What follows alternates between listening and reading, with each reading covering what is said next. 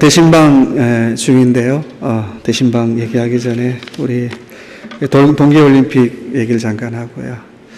어제 보니까 또 올해 한국이 그젠가요? 금메달 땄던데, 우리 수고하는 우리 선수들, 우리나라 선수도 수고하지만 우리 각국의 선수들, 또 코치들, 감독들, 또 응원하는 우리 국민들 한번 격려의 박수 한번 평창 쪽으로 한번 하십시다.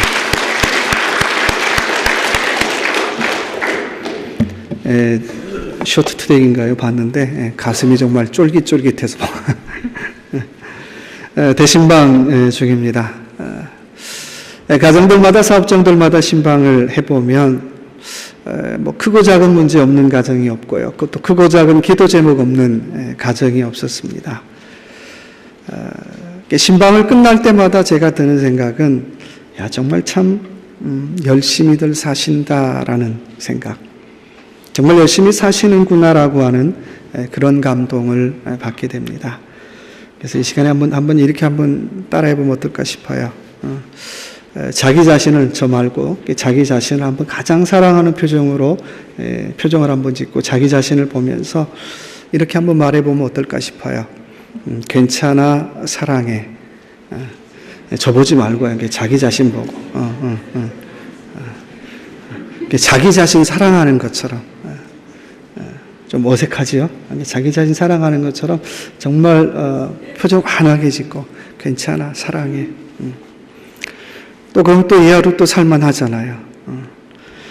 지난 시간에 요한복음 둘째 시간으로 우리는 예수 그리스도를 증거하는 소리로 살아야 한다라고 했습니다. 오늘 이 시간에는 예수님께서 사역을 위해서 제자를 부르시는 장면이에요.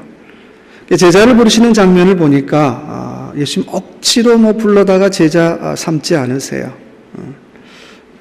다 자원하는 사람을 제자로 삼으시더라고 하는 것입니다. 많은 사람들이 한국교회가 문제다라고 얘기하는데, 한국교회가 문제라고 하는 것은 조금 더 들어가 보면 한국 신학교의 문제일 수 있다라고 하는 거예요. 신학이 좌냐 우냐 이런 얘기하고 싶은 게 아니고요. 이런 얘기 한번 해보고 싶어요. 왜 신학생이 됐습니까? 라고 하는 질문 던져본다면, 자원함으로 신학생이 된 것보다는 다른 이유 때문에 신학생이 된 사람이 참 많다는 거예요. 왜 신학생이 됐습니까? 우리 엄마가 기도했어요. 이거 좀 직업적으로 괜찮은 것 같아서 신학생이 됐습니다. 그런데요, 제가 목사를 해보니까 영혼을 다루는 목사라는 직업은 정말 힘든 직업이에요. 아무튼 여러 가지 이유로 신학교에 입학했지만 그 속에 자원함이나 자발성이 없더라고 하는 거예요. 그러다 보니까 문제가 생기겠죠. 교회 사역도 마찬가지예요. 우리가 얼마나 자원함이나 자발성으로 우리가 교회를 하고 있습니까? 우리가 자원함이나 자발성으로 교회를 하기보다는 내가 받을 대우나 인정 이런 것들을 먼저 계산하게 되면 찾아오는 손님이 꼭 계시죠. 누가 찾아와요? 섭섭이라고 하는 선생님이 찾아오시죠. 섭섭해. 내가 이만큼 수고했는데, 내가 이만큼 헌신했는데, 내가 이만큼 애를 썼는데 내 수고를 알아주지 않아 섭섭해라는 선생님이 꼭 찾아오더라고 하는 것입니다. 종종 그런 분들 봐요. 목사님 보고 했잖아요. 다시 얘기하지만 저보고 하지 마세요. 저보고 하는 수고는 다 꽝이에요. 저보고 하는 헌신은 다 꽝이에요. 주님 보고 하시라고 하는 것입니다. 내가 주님을 바라보고 자발적인 존경하는 마음으로 해보라고 하는 거예요. 내가 하는 헌신에, 내가 하는 수고에 주님을 향한 자발적 존경이 담겨져 있는가라고 질문해 보셔야 된다는 거예요. 그렇지 않다면 내가 드리는 헌신, 수고, 그것은 꽝일 수 있다라고 하는 것입니다. 성가대도 마찬가지죠. 왜 성가대로 수고하십니까? 그 속에 주님을 향한 자발적 존경이 있어야 돼요. 왜 교사로 봉사하십니까? 그 속에 주님을 향한 자발적 존경이 있어야 돼요. 제가 하고 싶어서요. 제가 잘할 것 같아요. 답이 아니에요. 답이 아니에요. 우리가 섬기든 봉사라든 무엇을 하든 간에 그 안에 주님을 향한 자발적 존경하는 마음을 담아서 주님 앞에 헌신하고 봉사할 수 있는 저와 여러분의 삶이 되시길 주님의 이름으로 축원합니다. 오늘 본문은 예수님이 제자들을 뽑는 모습이에요. 종종 우리는 제자라고 얘기하는데 여러분 제자이신가요? 제자이신가요? 제자라면 제자의 조건에 대해서 오늘 본문 말씀을 통해서 같이 다시 한번 생각해보는 그런 시간 되시기 바랍니다. 자, 제자의 조건은 첫째 29절 같이 읽어볼까요? 29절입니다. 이튿날 요한이 예수께서 자기에게 나오심을 보고 가로되 보라 세상 죄를 지고 가는 하나님의 첫 번째 제자의 조건 한번 따라해 봅시다. 나는 무엇을 보고 삽니까? 여러분 무엇을 보고 살아가십니까? 오늘 요한은 예수님 보자마자 이런 고백해요. 보라 세상 죄를 지고 가는 하나님의 어린 양입니다라고 고백하고 있어요. 많은 사람들이 예수님 볼 때 목수의 아들이야, 마리아 아들이야, 우리 동네 출신이야, 그런 얘기 얼마나 많이 했겠어요. 근데 요한만이 아니야, 보라 세상 죄를 지고 가는 하나님의 어린 양입니다라고 당당히 고백하고 있더라고 하는 것입니다. 요한은 하나님의 뜻을 잘 듣는 사람이기도 했지만 하나님의 뜻을 잘 보는 사람이기도 했어요. 한문으로 듣는다는 걸 뭐라고 얘기하죠? 총이라고 불러요. 보는다는 걸 명이라고 써요. 그래서 총명이라는 말은 누구한테 써요? 똘똘한 애들한테 쓰는 말 아니에요. 좀 영적인 게 좀 열려있는 사람한테 총명하다라고 얘기를 해요. 여러분 잘 듣고 살아가십니까? 여러분 잘 보고 살아가십니까? 제자의 첫 번째 조건이 있다면 영적으로 총명해야 된다라고 하는 거예요. 하나님 말씀을 잘 듣는 사람이 돼야 되고 하나님의 뜻을 잘 보는 사람이 돼야 한다라고 하는 것입니다. 당시에 예수 그리스도를 그 누구도 하나님의 아들, 하나님의 어린 장이다라고 표현한 사람이 없어요. 목수 아들이지 마리아 아들일 거야, 나사렛 출신이지 그 정도 하고 말았어요. 그런데요, 요한만큼은 당당히 하나님의 어린 양이다라고 고백하고 있습니다.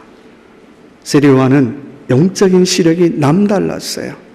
우리가 육적인 시력은 떨어질 수 있어요. 중요한 건 우리의 영적 시력이 얼마나 되느냐는 굉장히 중요한 질문이죠. 내가 영적으로 얼마나 총명한가라고 하는 질문, 중요한 질문이에요. 보통 본다라고 하는 것은 한문으로 볼견자를 쓰죠. 영어로 보면 understand이라고 써요. 내가 봤다는 것은 이해했다는 거예요. 근데 영적으로 본다는 말은 조금 다른 의미로 쓰여지죠. 한문으로는 볼관자를 써요. 그래서 직관이라고 얘기를 해요. 영어로는 intuition이라고 불러요. 보는데 영적으로 봤다는 건 직관이라는 거예요. 직관적 통찰이 있다라고 하는 거죠. 이것은 눈만 떠 있다라고 보는 것 아니에요. 이 직관적 통찰은 남들이 보지 못하는 걸 봐요. 남들이 깨닫지 못하는 걸 깨달아요. 남들이 누리지 못하는 걸 보는 눈이라고 하는 것입니다. 히브리서 11장 1절의 말씀에 믿음은 바라는 것들의 실상이요 보지 못하는 것들의 증거라고 말씀하고 있어요. 실상이라는 말은 우리말로 표현하면 나 봤어, 나 봤다니까, 그런 표현이죠. 신앙생활을 해도 두 종류가 있는 것 같아요. 나 정말 봤어, 나 정말 인투션 했어, 나 정말 직관적 통찰로 봤어 라는 분이 있고, 어떤 분은 남들이 얘기한 증거만 보는 사람이 있어요. 맨날 남들이 하는 얘기만 듣고, 남들이 하는 간증만 듣고, 남들이 체험한 얘기만 듣고, 그래 끄덕끄덕 그리고 사는 분이 있어요. 여러분, 신앙은 남들 얘기 들어서요, 내 신앙은 성장하지 않아요. 내가 인투션 해야 된다라고 하는 것입니다. 100번 듣는 것보다 내가 한번 인투션 하는 게 나아요. 영적 직관력을 가질 때 예수 그리스도를 하나님의 어린 양이다라고 당당히 고백할 수가 있어요.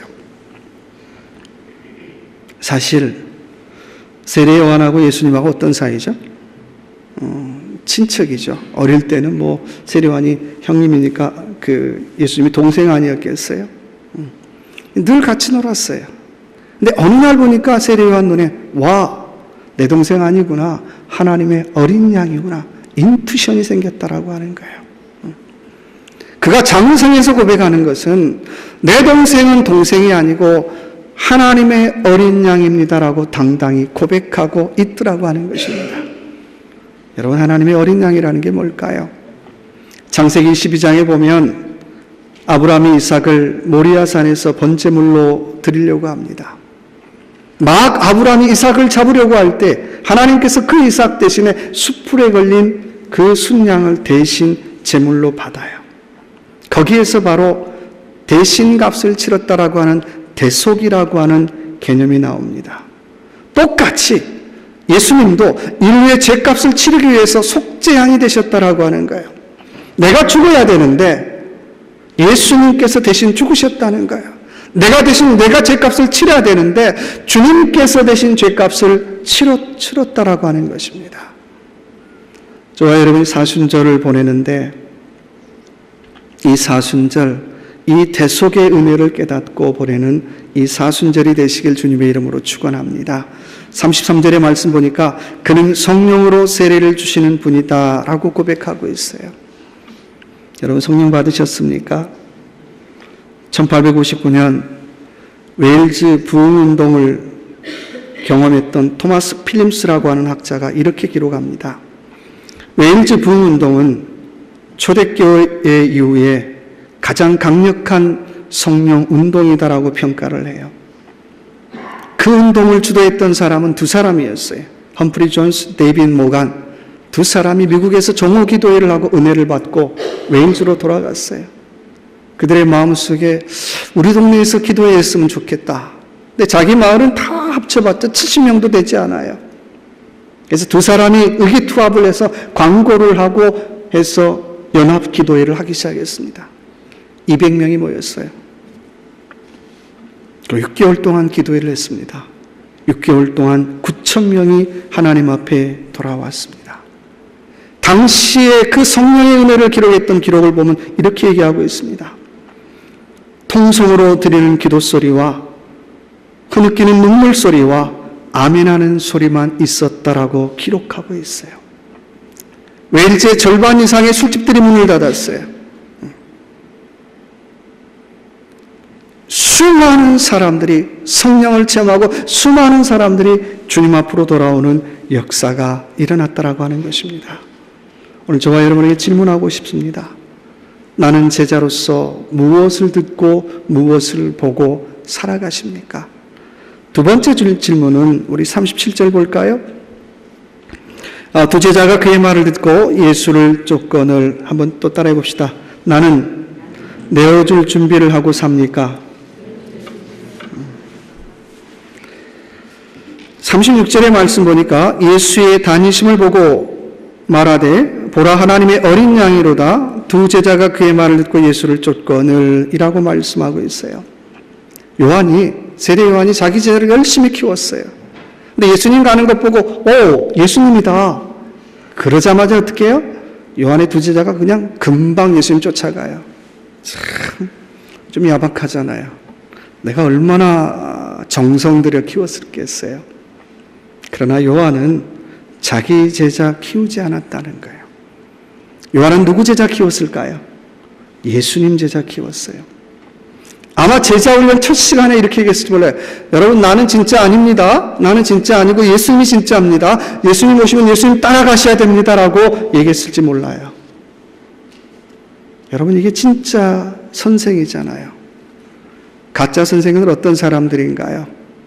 자기 제자 만들려고 무던히 애를 써요. 나 제자가 얼마인데 라고 하는 자기 세력, 자기 과시하려고 무던히 애를 써요. 그렇다면 세상의 조폭하고 다를 게 뭐가 있을까요? 다를 거 없어요.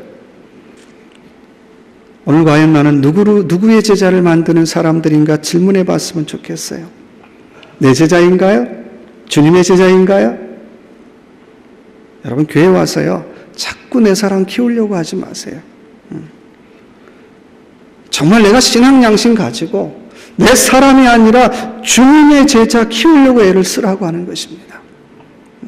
내가 정말 주님의 제자를 키우려고 했었다면 주님 따라간다고 했을 때 기꺼이 어떻게 해요? 박수치고 내어줘요. 근데 자기 제자를 삼았다면 주님 따라간다고 할 때 안 돼. 곧 따라가면 안 돼. 나 따라와야지. 그럴 거예요. 내가 신앙생활을 한다라고 하는 것은 예수의 부름 앞에 기꺼이 내어질 준비를 하며 살아가는 것입니다. 여러분, 그럴 준비가 되으셨습니까? 마태복음 21장에 보면 예수님께서 예루살렘 성에 입성하는 장면이 나와요. 예수님이 나귀를 타고 가시는데 건너편 마을로 가서 나귀를 가져오라고 얘기합니다. 제자들이 묻죠. 주님, 만약에 주인이 왜 가져가냐 그러면 뭐라고 얘기할 겁니까? 걱정할 거 없다. 주가 쓰시겠다 그래라. 정말 갔더니 나귀를 푸는데 왜 가져갑니까? 주님 쓰시겠대요. 오케이. 즉시 풀어서 줘요. 주가 쓰시겠다라고 하는 그 한마디 말에 더 이상 토달지 않아요. 오늘 저와 여러분에게 이런 마음 있습니까? 주님이 쓰시겠다라고 할 때 기꺼이 내어드릴 준비가 되어 있습니까? 아마 이런 분들 꽤 있을 것 같아요. 잠깐만요. excuse. 주님이 써도요, 나한테 양해를 구하셔야죠. 나한테 이해를 구하셔야죠. 주님 예의를 지키셔야죠. 그럼 뭐라고 할까요, 주님이? 치사해서 안 쓸 거야. 정말 주님이 쓰시겠다라고 하면 여러분 내어줄 준비가 되어 있습니까? 나는 주님이 쓰시겠다라고 하면 나는 내어드릴 준비가 되어 있습니까? 내 자녀들을 주님이 쓰시겠다라고 하면 나는 내어드릴 준비가 있습니까? 내 물질을 주님이 쓰시겠다라고 하면 주님 앞에 내어드릴 준비가 되어 있습니까? 서울 양화진에 167개의 선교사 묘비가 있습니다. 그 묘비 중에 하나가 루비 캔드릭이라고 하는 선교사의 묘비가 있습니다. 전에 한번 얘기를 했죠. 1907년 텍사스 선교부 파송으로 개성에서 사역을 하다가 25살의 나이에 맹장염으로 사망을 했어요. 그가 죽기 전에 부모님에게 보낸 편지 내용입니다. 어머니, 아버지, 지금 조선 땅에는 박해가 너무 심합니다. 3일 전에도 내가 아는 교인 하나가 잡혀가 순교를 당했습니다. 토마스 목사님도 대동강에서 목이 잘려 순교를 당하셨고 제임스 선교사도 순교를 당했습니다.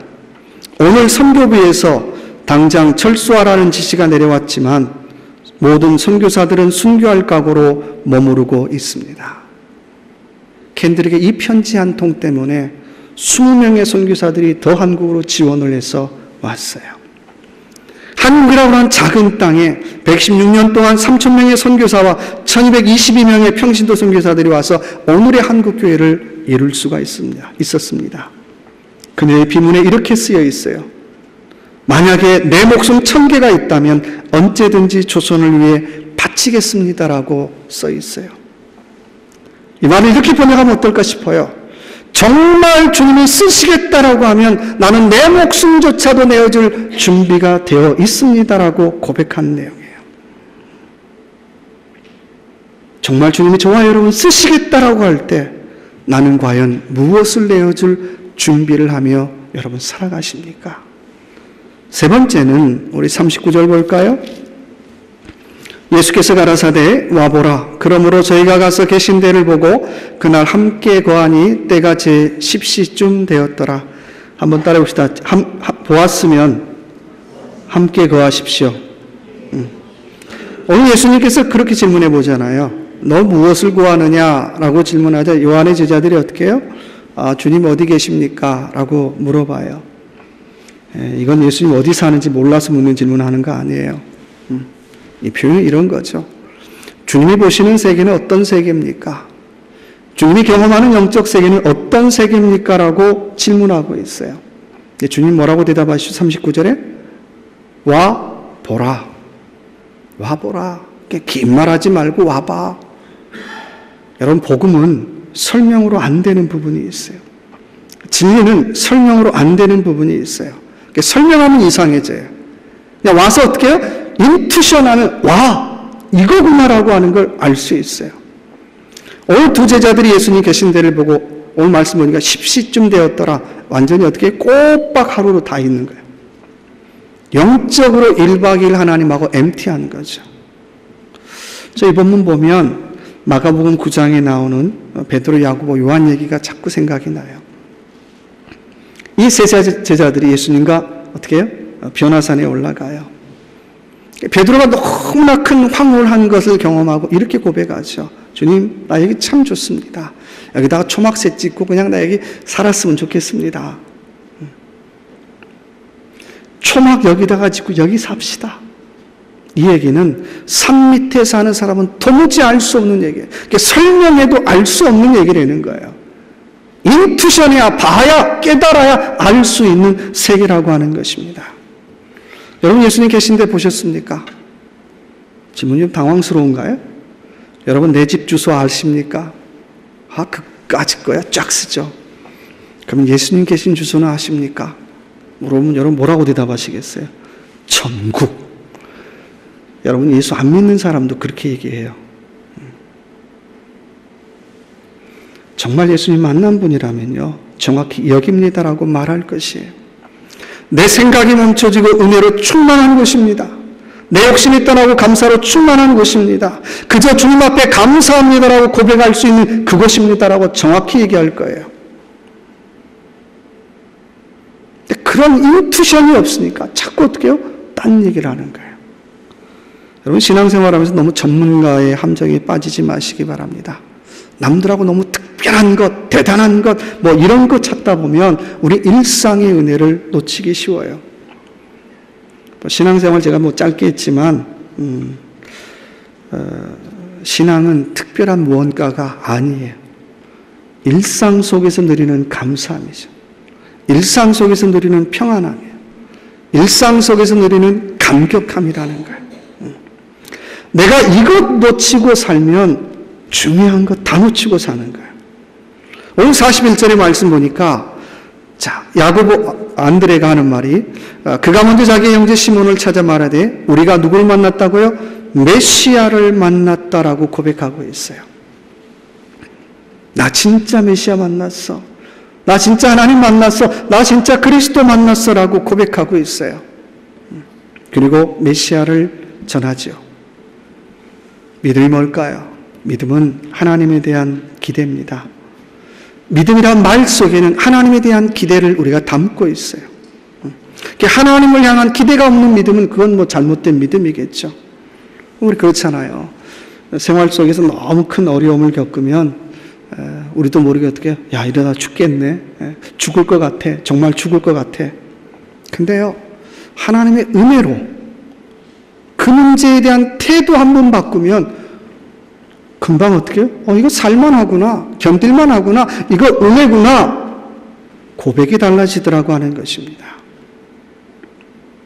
그래서 일상의 기적은 자기 믿음의 수준만큼 일어나요. 믿음의 역사는 믿음의 깊이만큼 일어나요. 여러분, 차도 마찬가지지 않나요? 차도 뭐 1단, 2단, 3단, 4단, 5단 기아가 있으면 1단으로 출발할 때, 옛날에 스틱 할 때는 1단으로 달리잖아요. 만약에 상상을 한번 해보자는 거예요. 1단으로 달리는 차가 옆에 5단으로 달리는 차가 뺑 하고 가면 저 차 되게 좋다. 근데 내 차가 문제 있네. 여러분, 뭐가 문제 있나요? 내가 믿음의 기아에 문제가 있는 거죠. 내가 믿음의 기아를 넣지 못하는 내가 문제가 있는 거지 차가 문제가 있는 건 아니라고 하는 거예요. 자기 문제예요. 믿음의 기아가 다르더라고 하는 거예요. 그래서 어떤 사람은 정말 큰 어려운 일을 겪어도 금방 털고 가는데, 어떤 사람은 조금만 어려움을 겪어도 어떻게 금방 스탑 한 걸음도 전진하지 못하는 사람이 있어요. 믿음의 깊이가 다르기 때문입니다. 아니요, 하나님에 대한 기대가 다르기 때문이라고 하는 거예요. 누가복음 15장에 보면 유명한 탕자의 비유 속에 큰 아들이 나오죠. 근데 큰 아들의 특징이 있다면 아버지에 대한 기대가 없어요. 아버지에 대한 기대는 없고 아버지에 대한 재산 욕심만 있는 아들이에요. 둘째 아들은 뭐예요? 온갖 사고 다쳤지만 아버지에 대한 기대가 있어요. 내 아버지 집에 가면 먹을 것도 있는데, 또 내 아버지 집에 가면 나를 종처럼이라도 나를 대접해 줄 텐데. 그리고 그 아버지한테 이렇게 얘기하죠. 아버지, 나를 불쌍히 여겨주소서. 아버지, 나는 죄인입니다. 나 좀 불쌍히 여겨주세요라고 나오고 있어요.